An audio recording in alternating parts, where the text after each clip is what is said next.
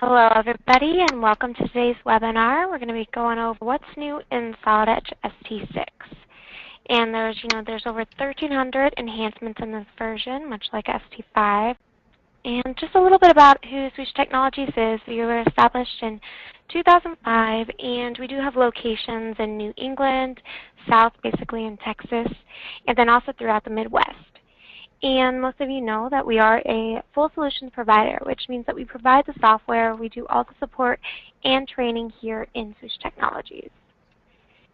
And to get more into our training, we offer 3 platforms: in the classroom, on your client site, or you can do it virtually now, which is a growing field for us to get into. We do customize our classes, and we can use your models in our classes, and so you get a customized training solution that is just, it's perfect for you guys to use. And we have expanded our base for Solid Edge courses provided, and just a few of them are listed here. We do fundamentals, we'll do update or transition training, and then we are offering just some one-day classes which are only offered online, covering just individual functions in Solid Edge. And this is a little bit about what we'll be going over today, what's new in ST5, and we'll be speaking with both Dylan Malik and Sam Estrada. They're both application engineers at Swoosh Technologies here. And I'm going to go ahead right now and hand it over to Dylan, and he'll walk you through surfacing.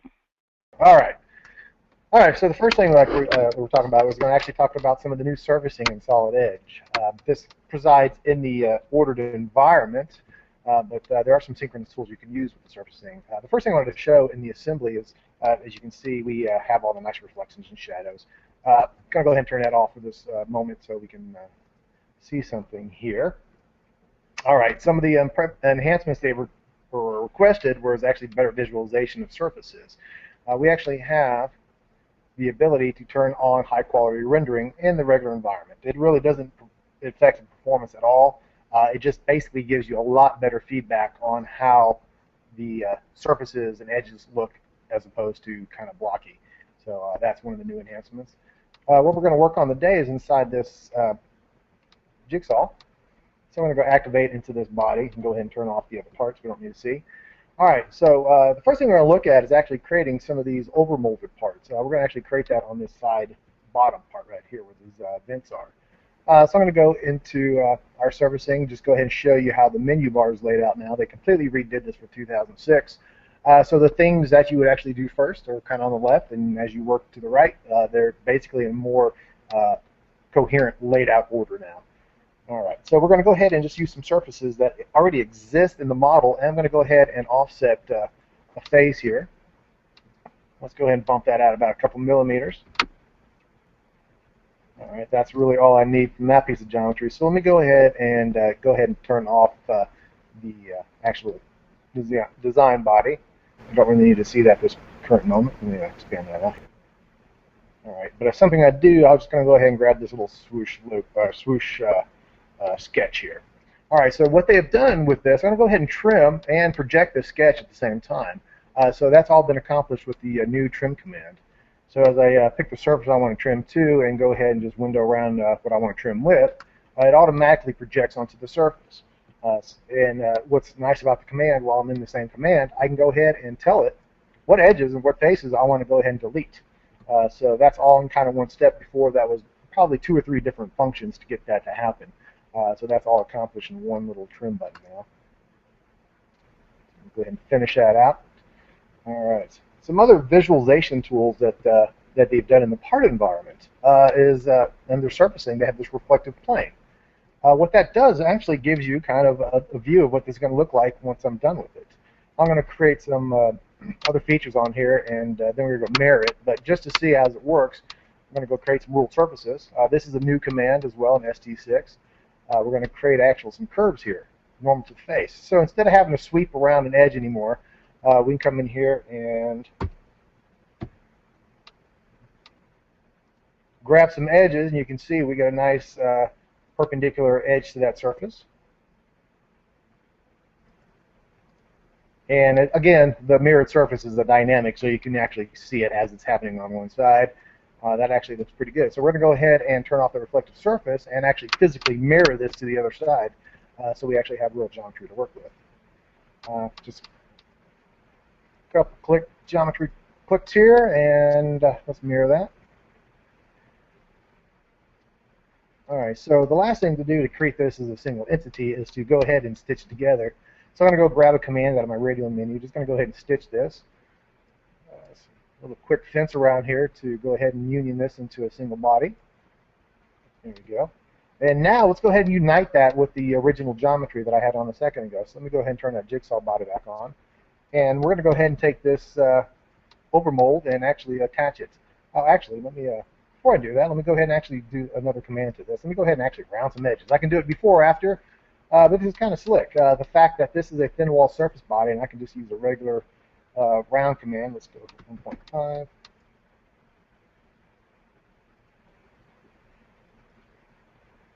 There we go. So I'm throwing some blends on a surface model without too much hassle there. Let that go ahead and finish out. Then I go ahead and toggle that back on. Now let's do the union.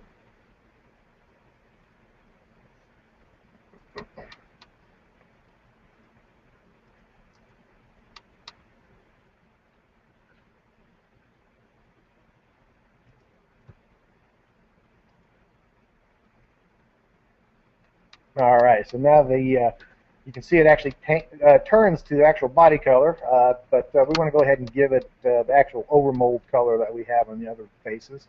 So I'm just going to go to Part Painter and I'm just going to go to the dull black. And let's go ahead and do this by features because we have multiple styles of ability to add colors to geometry. So let's go ahead and just add that to that overmold feature in one shot. There we go. All right, so that is just using the surface bodies to offset and actually create some sketch to create the overmold. Next thing we're going to go ahead and do is actually create some curves in space and create a little light source that'll go on this piece of geometry. So what we're going to do again is just copy some of the geometry. I'm going to go ahead and copy this inside body. And let me go ahead and do the exact same thing, but just let me offset the body on the outside here.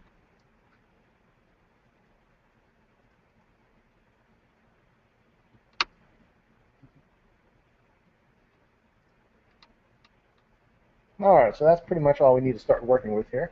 Let me go ahead and turn this design body off again and turn on a couple sketches to work with. All right, so I already have a predefined sketch. That's actually not what I want. I want the bottom part of the sketch. So what I'm going to do is go ahead and project that. So I'm just going to grab that and actually project it onto that surface.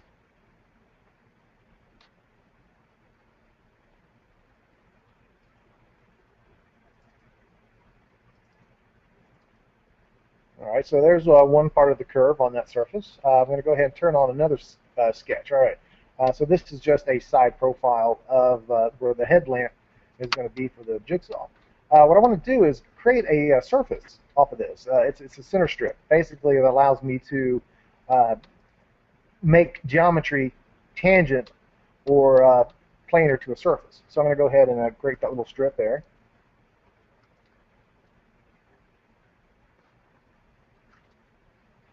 Then it's just a matter of using a key point curve. Let me go ahead and rotate this around so the front view so I can actually see where I'm kind of going to place this.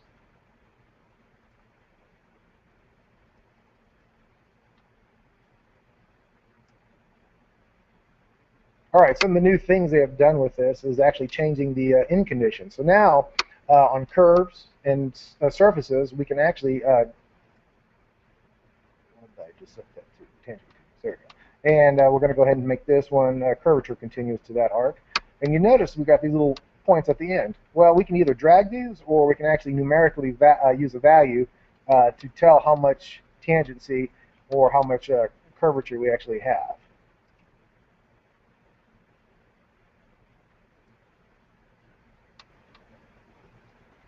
And kind of notice in this in the side view here,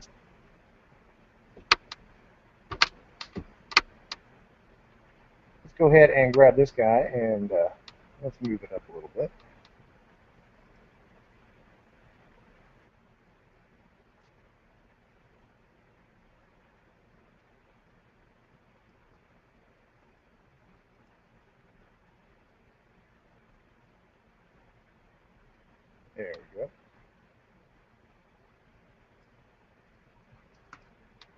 right.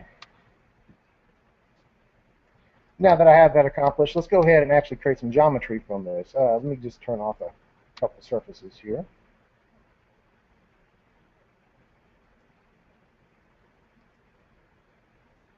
Now let's actually create some blue surf geometry. So this is patented technology for Solid Edge. It actually allows creation. So I'm going to go ahead and create some surfaces here using blue surf from just grabbing a couple edges.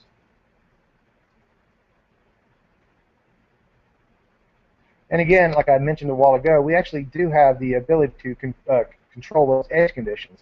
Something we've also added is the surface visualization.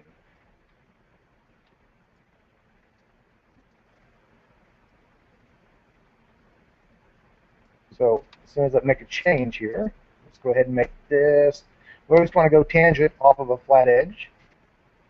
And we'll just go ahead and make this do that natural.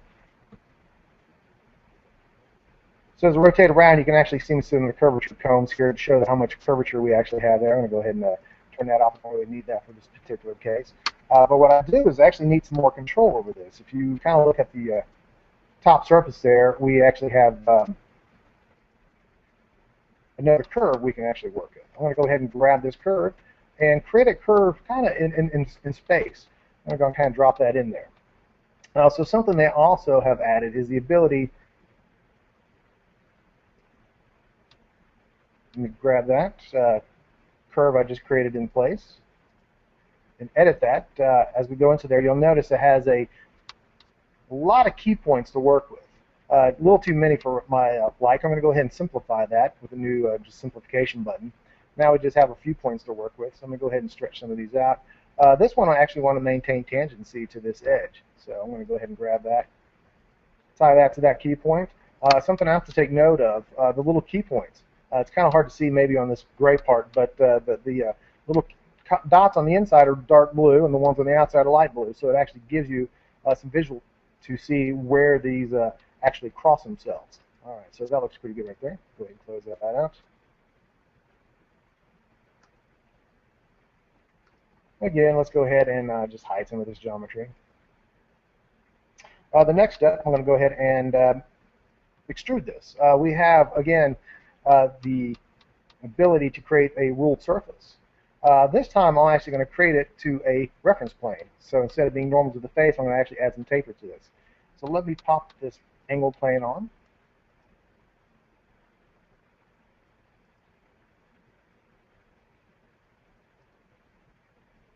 So we're going to go normal, take that plane. I don't want it, it's going to go,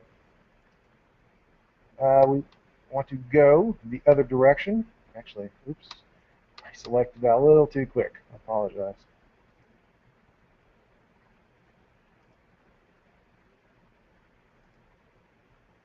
There we go. So I'm going to go ahead 30, but I actually want to go the other direction. Let me switch that direction. All right, so it kind of buries into the part here.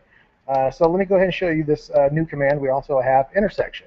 It's kind of like the trim command I did a while ago, but it actually has its own function for surfaces that actually touch each other. So you just kind of select what you want to trim, and then you can go and grab the surfaces you want to trim away.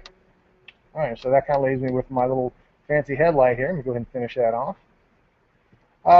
Last step, let me mirror that to the other side and turn some of the geometry back on.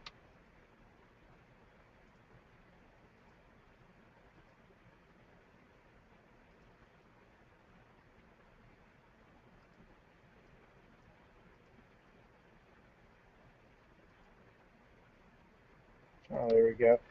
So the next process would be to go ahead and make that solidified and go ahead and boolean that together inside that geometry. But I'm actually going to do that on the next step as well with a few extra little features like a bounded geometry. So let me go ahead and turn that on real quick.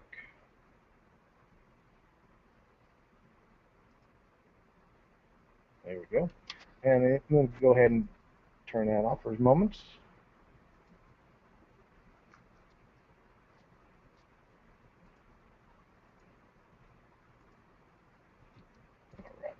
Again, so I'm going to go ahead and use the key point curve, kind of like I did a while ago. I'm going to go ahead and grab this edge. And again, we actually have our little edge strip, so that's something very handy to use while you're doing surfaces. And that's good. And again, we have the in conditions. So I'm going to go ahead and, just like that surface while ago, I'm going to go ahead and make that curvature, and we'll go ahead and make this guy tangent. And we're tangent the wrong direction, so let me go ahead and pull that out a little bit. All right, that worked. All right, so again, new to this particular release of Solid Edge, we have bounded surfaces. And just like Blue Surf, we do have the abilities to specify in conditions. And as you see, as I pick edges, it starts to fill itself in. And let's go ahead and just bound to that edge right there. All right, that looks pretty good, but we can actually do better. So again, we have the curvature comb settings for this, so you can actually see how much curvature you have. We want to go ahead and turn on the in conditions, but I want to go ahead and say, you know what, give me every single edge that this touches. So I'm going to go ahead and use the same old curvature and tangents.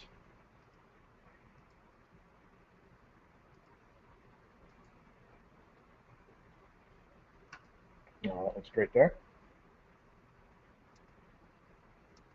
And let me go ahead and mirror that out, and let's go ahead and heal this up. So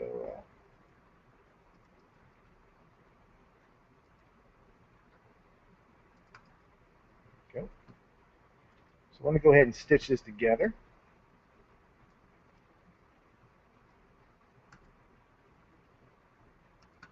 All right, so we're going to go ahead and make a new part out of this. So again, so we have the ability to create multi-body parts inside of Solid Edge. Let me turn some of these curves and sketches off.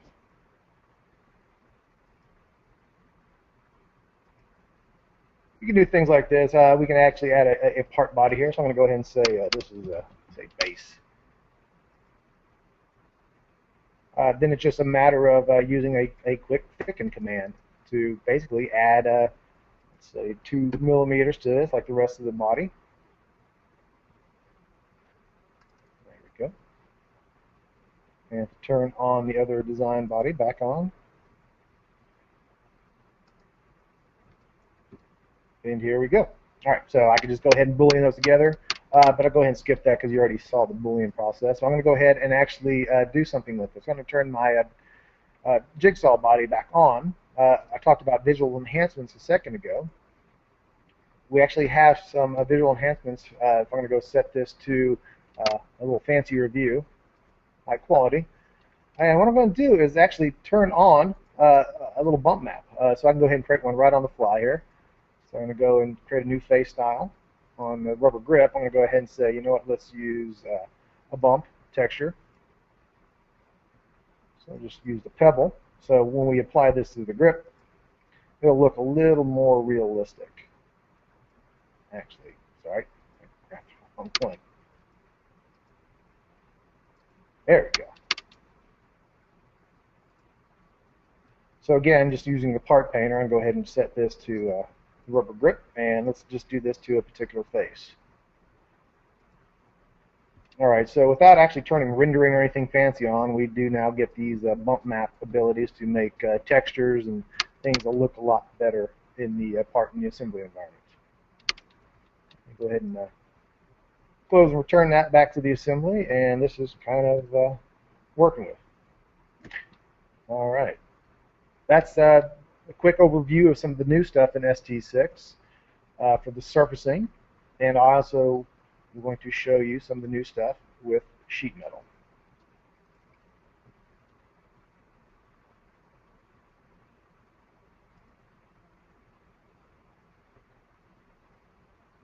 All right, so what ST6 now allows you to do is actually create stamped parts. So let's go ahead and take a look at some of the stamped parts here. There's actually some of the suspension pieces. So let me change my configuration to just see some of the parts we want to work with. We just want to work with the embossed parts here. All right, and again, let me go ahead and turn off the fancy reflectivity. Let me just turn that to default. There we go. All right, as I rotate this around, let me actually turn off some of these parts here so you can actually see the variation of what we're actually trying to accomplish. So on this, here's our predefined stamp part, but we actually need to make one for the front part of the suspension. So just working with the tool. And by tool, let me go ahead and open this up. And this is what I'm referring to as by working with your tool. We're going to go ahead and create this stamp body from this tooling. And so what I need to do is actually create a multi-body. This time, I'm going to add a body like I did in the sheet or the surfacing part, but this time I'm going to add a sheet metal part. And I'll just call this a tab. So I'm going to create an actual little sheet metal tab around this. And you notice these are all part features. So this was 100% created in the part environment. So I'm going to go ahead and toggle that and then say, let's create a tab feature around this. So now I'm actually in solid edge sheet metal. So I'm going to create a tab. And I'll just quickly do that by including the outside edge. So we'll just do an include with an offset here. And we'll just use the face. And we'll say 19 off there. There we go. That'll work. That's perfect. So I'm going to go ahead and finish that off. We'll just leave it at 3 millimeters here. So 3 millimeter thickness. Perfect. All right. So now that we're in the sheet metal environment, I was talking about making this an embossed part. So I can quickly just grab these two features here, and we'll leave the default material thickness. Oops. I think grab the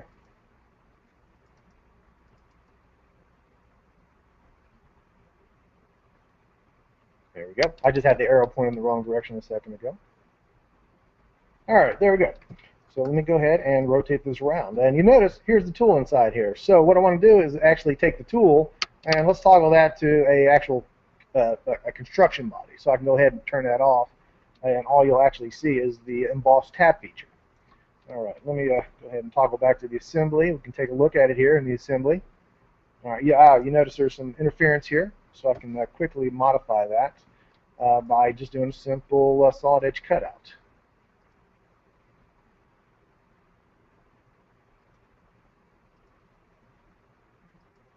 So these are just a simple function. Again, let's go ahead and just include some edges here. I'll just quickly go ahead and knock that corner off.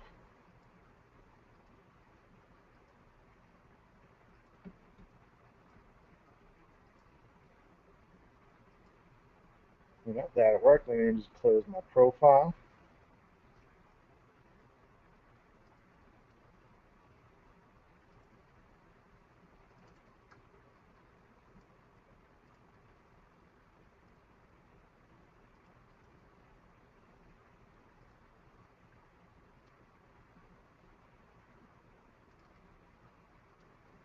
Go ahead and just save that, and let's go ahead and close that back down to the assembly, and it should fit in there perfectly.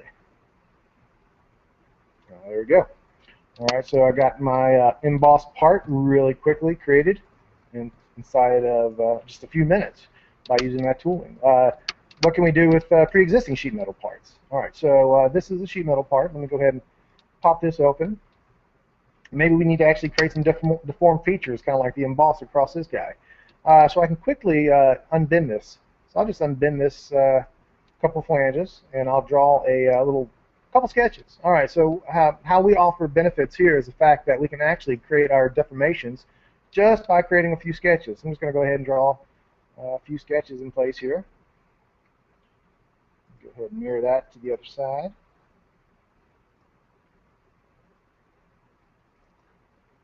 Perfect. All right, so let me go ahead and close that out, and you'll see as I quickly just go ahead, let's go punch that direction, and let's go ahead and rebend that. So just by grabbing the bends that I used a while ago, and now here is our deformation feature. Simple as that. So no worries there. Then go ahead and close that back to the assembly.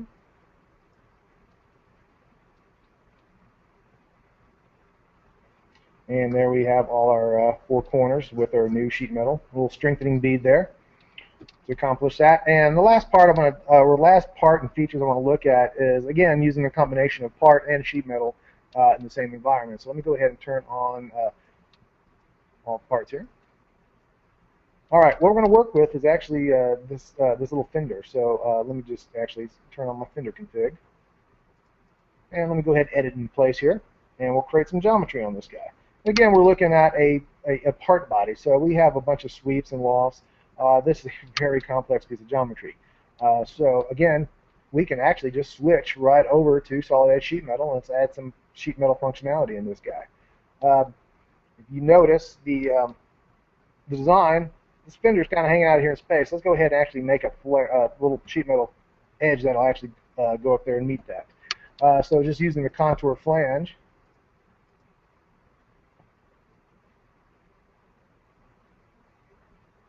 let me grab this edge and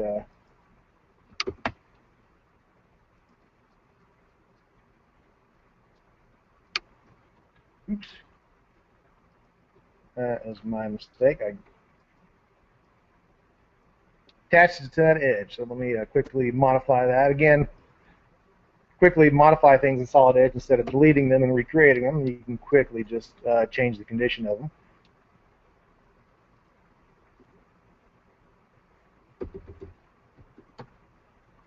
There we go. So that's a profile I want to work with, and let's go ahead and extrude that through there, or I should actually say sweep it through there. This is a rounded corner, and obviously when I get to that rounded corner, so I'm going to go ahead and say, you know what, instead of just hitting that one edge, I'm going to go ahead and grab that entire edge and go ahead and wrap that through there. And if I turn that back on, it should go ahead and get pretty close to matching up on that. That'll work. And the last thing we're going to go ahead and do is pop a pocket in here. So I got a little step sketch, and the last thing I'm going to do is go ahead and just grab a drawn cutout. So I'm just going to go ahead and grab this sketch. Let's look at some of the parameters here. Make sure. Let's go ahead and include some radiuses.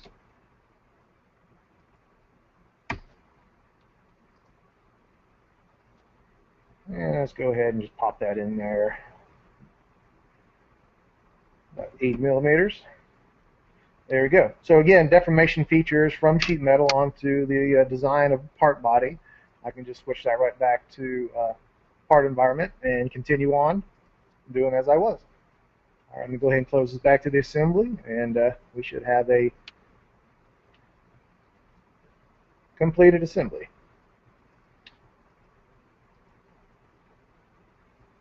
All right.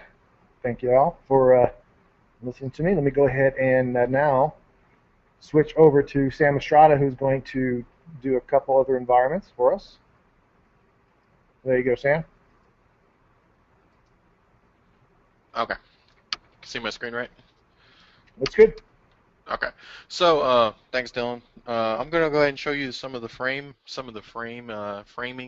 improvements that they made in ST6. If you notice that right now, I'm actually inside my assembly environment, but one key change that happened is that inside my framing wizard, when I go into activate it, I can actually use 3D model parts now. So instead of having to sketch out one side of the sketch here, project it over to the other side, I'm now able to use an actual 3D model. So if I come over to my framing, I could pick some round tubing. I have the option now of selecting an entire body, and when I select the entire body, notice how the entire part now highlights. When I accept it, something cool is going to happen. It's automatically going to go ahead and encase everything with the round tubing that I just picked. So that's one of the big major changes that I made here in ST6. I can also go in there now and just select single individual sketch marks. So I've got a little sketch here in this little buggy frame that I can choose from. Once I select them and accept them, it automatically goes in there, copes and cuts, places those in. And I have one more way of selecting this, and it would be chain, and I can select these outer sketch parts too and finish out my framework. So notice that now I've got an entire frame fully built. I can go ahead and hide my sketches. And the beauty of this is now, since this is a using synchronous technology and this is an actual part, I can come in here, select my face priority, and I can come in and actually make modifications to my 3D model, and the changes will transfer over to my frame. So I can adjust the angle on this part. Notice how the frame automatically comes in and updates for me. I can come in on this side, make a synchronous change to this side angle, and I can kind of tilt these in, draft them inwards just a little bit, and the frame automatically adjusts with this. So using this key enhancement, it'll go ahead and save you some time, make it a little more efficient.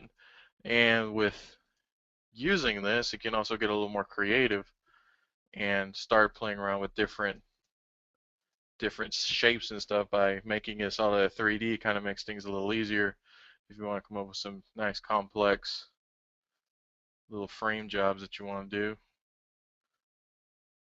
Automatically select the body that you want to transfer over, add the material you want to frame out with, come back, hide the design body.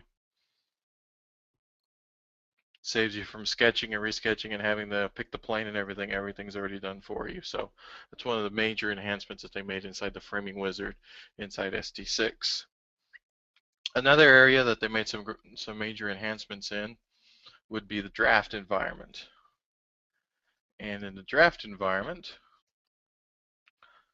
let's start off with some of the balloons. Now, we've noticed in the past that whenever you automatically balloon a drawing in Solid Edge, you can position the balloons kind of in an area that you want, and then you have to go in there and individually start moving them around. Well, what's new in ST6 is that we now have a guide curve to follow those around. So when I go in there and add my bill of material, add my balloons in there, I now have this guide curve that each one of these balloons will now follow and help me organize some of the data that I got here displayed on my screen. So if you notice, if I click the outer balloon, it'll go ahead and push and space out all the rest of them.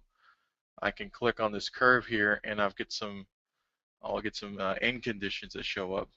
Same thing with the curves inside surfacing. If I click on the middle node, I can pull it out and make this make the entire curvature bigger. I can also click on the end condition, and they're probably, I don't know if you can see them on your screen, but they're coming up as little gray dots. I can click on those, and it'll move an individual end segment of that curve and help me reshape this curve going around my part. Now, say I wanted to detach some of these things, I could simply just click on them, get them out of the way. Say I wanted these to follow off on a separate path, a separate curve path. I can go in there and add one. I could add a new one. Simply click and drag, and as I go through each one of these balloons, it'll go ahead and pick up any key number once I'm done with it. I can right click it, go establish it. Now these balloons are tied into this one line, and now it gives me a little greater ability to get my drawing organized. So it's one of the cool things that they came out with here in ST6. The other thing they did, they worked on your BOM, your bill of material. One major difference is now that you can come in here and self-activate inside the actual title block. You don't have to go into the properties window to make any changes. So from here I can change the font style, font type, I could change the alignment. So it gives you a little more flexibility on how you want to rearrange your data. You can also allow yourself overrides from here and actually direct edit inside this field here. So right now I'm going to go ahead and just put in design better. I can go in there and click. I can add different ones to here too. I can expand these out from here. I can also grab the entire column, change all the text attributes in that single column. So they made it quite a bit easier to edit and to change things around inside your BOM. You can also go in there and add, the same thing that we used to do. Go in there and change and add columns and remove columns. But that's one of the good enhancements that they made here, kind of making it more flexible. You can get your changes done quicker. Other thing they did, they worked on dimensions and alignments between views. Back before, if you wanted to line up certain views with each other, you would have to go in there and actually select, I think you were pinned to the center point of a part. Now, what you can do is you can actually mate and create an alignment between two endpoints. So you click on the drop down menu here, you can actually select different endpoints that you want to line up, and it'll automatically line those two sections up. So you notice I can come over here, I can create an alignment between these two objects, and I want to go between two key endpoints horizontally, and I want to go from the center of this point, and I can click to the center of that point, and it'll automatically line up these views. So now that you get your views lined up, you notice that some of the dimensions are kind of going haywire on here. Well, guys over there at Solid Edge, the developers did a good job. They put in a command now to where I can click on an individual view and automatically have my dimensions line up for me. I've got a stack dimension here that I can change and preset, but all I have to do is pretty much click on a view and have those automatically adhere to however I want. The other thing I can do is also select the dimensions. And one thing they did in ST6 is they redid the way you can select items. So if you go top right to bottom left, notice how I just get all the dimensions in that area. If I go top left to top right to bottom left, it actually gives me a different color. I could probably do it like this. Say that's green there, selects everything. Right selects the one dimension that falls into the place. So we got selective selecting, if that makes any sense, of picking our dimensions here. So I'm going to do the same thing to this one. Pick these parts right here. Pick those dimensions. Go ahead and stack those out. Clean up my drawing a lot quicker and a lot easier. So that's another cool enhancement that they made. They also added in, if you used it in the past, whenever you did any blocks or any schematics and stuff, they did some enhancements and actually added a block table to these parts. So now I go in there and I select block table, it actually gives me an option. I can actually choose everything on the sheet, everything in the view, where I can select individual block parts that I want to put inside my BOM. So I'll select that out, and I can come in here once I place it in there. Notice it's just a simple call out, just calling out each individual component that I've got in there. I now have the option of using any sort of predefined properties that was built into this block. So I can go in there and add, if I want to go ahead and show the block name, I can add that up into here. I can also, let me add that column in here. I can also come in here to the options list, and I can list every block by occurrence and separate the views out. So now what it does is it goes ahead and expands out my view. Same thing, I can come in here and readjust this, but notice how I've got fuse, 5 amp, and I've got the different times that it uses that one instead of that 5 amp fuse. So there I use it twice. So that's one of the good deals that we can do now. We can help organize and separate your data out, and then of course you can come in here and rearrange each one of your balloons the way you need. Other thing that they did was back before, we did have the option of embedding documents inside our drafts. Only thing is, back then, every time you had to double click or make any changes to it, it automatically open up that program and you do the changes there natively in that separate program. What you do now is once you double click in it, you're automatically inside that environment. So right here, I can go ahead and make my change to this part while within Solid Edge.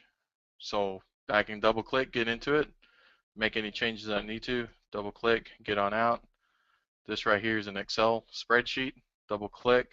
Notice how my little spreadsheet environment highlights pops up. I can make any changes to the spreadsheet that I need. Once I'm done, I click outside of it, and it's a nice smooth transition.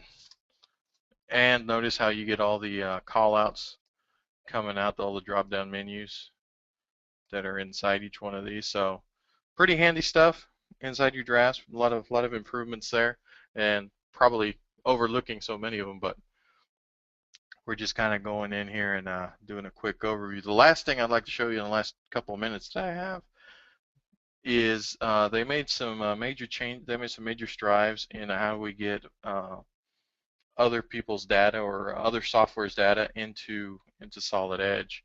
What we have now is a more robust data migration tool.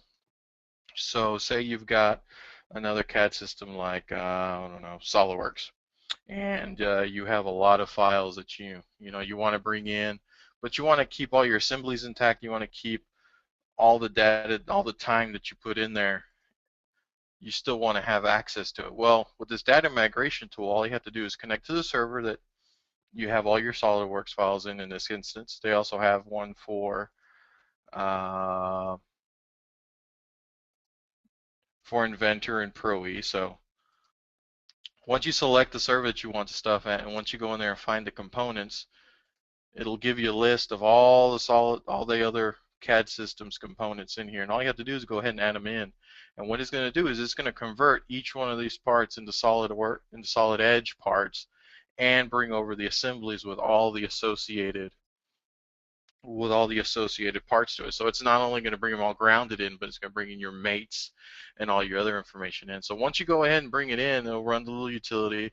You hit finish, then you go in there and going to open up this valve, which is the data I'm bringing in. And right off the bat, you notice that it's going to ask me for what assembly configuration I want to bring it in. So if I go ahead and bring it in as internal, open it up, you notice that there's my part. It started in from SolidWorks, brought it directly into Solid Edge. But you notice that I've got a whole different series of relationships or mates that came in with it. So all these were brought in, converted over, so you don't have to go in there and go through the extra steps in either having Solid Edge automatically figure them out for you. It's already pre-done, so your data is sitting here ready to go, ready for you to use. There's also a new a theme that's specially tailored for people coming over for different CAD packages. So once we come in here, it kind of changes the layout, but it kind of makes it a little more familiar what you're used to. And by using our handy little command finder here too, you can actually look up commands. You can look up family of parts, display configurations, and actually find some of the stuff that you were using before come out with a pop-out screen. And you can actually cycle through the different configurations that you had set up before. So they make it real easy to use. The other cool thing that data migration tool does is not only does it bring in the assembly components and everything else, but it also recognizes any hole intelligence that you added into that part. So here it picked up that this is a quarter 20 tapped hole. It brought all that intelligence into here. It didn't lose it anywhere, so you have that data ready to go. And then because you are using Solid Edge, you do have access to synchronous technology. So if you want to make any changes to your part here, you can easily go in and use your steering wheel, and you get the cool little pop-ups that come up and remind you and tell you what things are. You can easily come in here and start making changes actively inside Solid Edge to your imported data. Say you didn't want this part to get longer by 3/8 of an inch. Simply use your steering wheel, push it back up. Oop, too much there. You want to go 375 inches. There you go. And you can easily go in there and start modifying it, because now this is your own. You've made this model your own. So that is a very cool utility that you can use and utilize, especially if you do have a lot of assemblies and data that you want to migrate over into Solid Edge.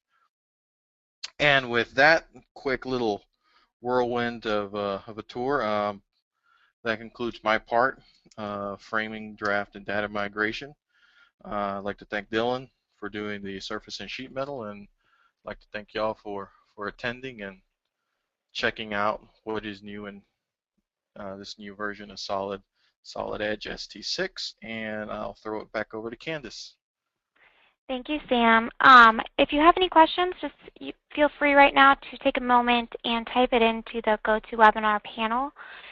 And another new exciting thing that's come to Solid Edge this past year is the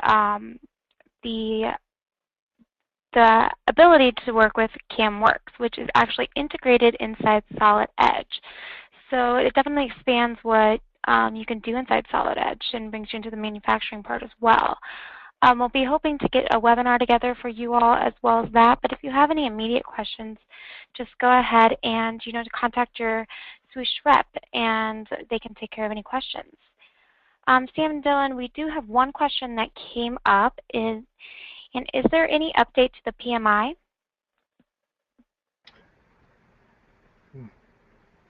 Not that I'm aware of. Is in functionality or visualization? What? Anything specific? There's both, actually. They're wondering. No. It's pretty much the same as it was in 5. All right. I hope that answered your question. If not, if you have any more questions, also feel free to email. We do have a couple more. Do the settings copy over when you upgrade, or do you still have to manually load the settings? Nope. From, I believe, ST3 or 4 on, whenever you load the new versions, it automatically goes out and asks if you want to adopt the previous settings that you created with your shortcut menus. So that is an automatic function. Yes, and then they also, what they did in ST6 was they actually now have a preference folder that will contain most of that stuff. And there's also another separate folder, I believe, inside your app folder that will store, your custom toolbars, custom radial menus a lot easier. That way you can swap them in and out. So they've consolidated. Yeah, they've consolidated that pretty well, haven't they? Yeah. Yes. All right. And then when typing in a description into the BLM, does it update the description on the part? That was a what we call a cell override, and if you actually do wanted to push that down into the actual part, there is a let me see if it's going to ask me to save this. You can do it right here by going into your property manager and then entering in you can either go in here in one of these fields or go ahead and add them in. So if you want a description, I believe there may be a box for it. If not, you can just associate. Yeah, there you go, description. Open it up, have it display. Usually it puts it over here at the end of the deal, but this is where you'd actually go in there and type it in.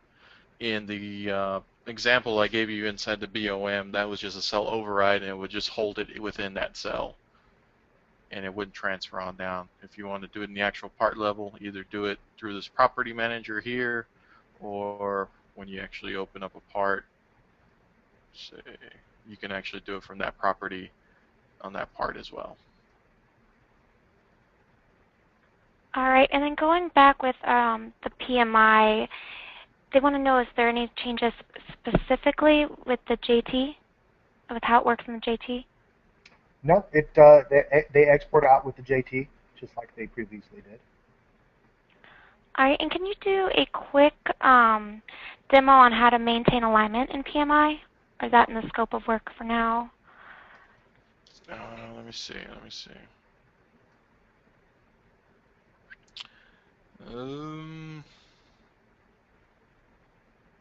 Now, tell you what, if you can get that customer, whoever's asking that question, their email address, I can do a quick little what we got in ST6 now, we can actually record little sessions.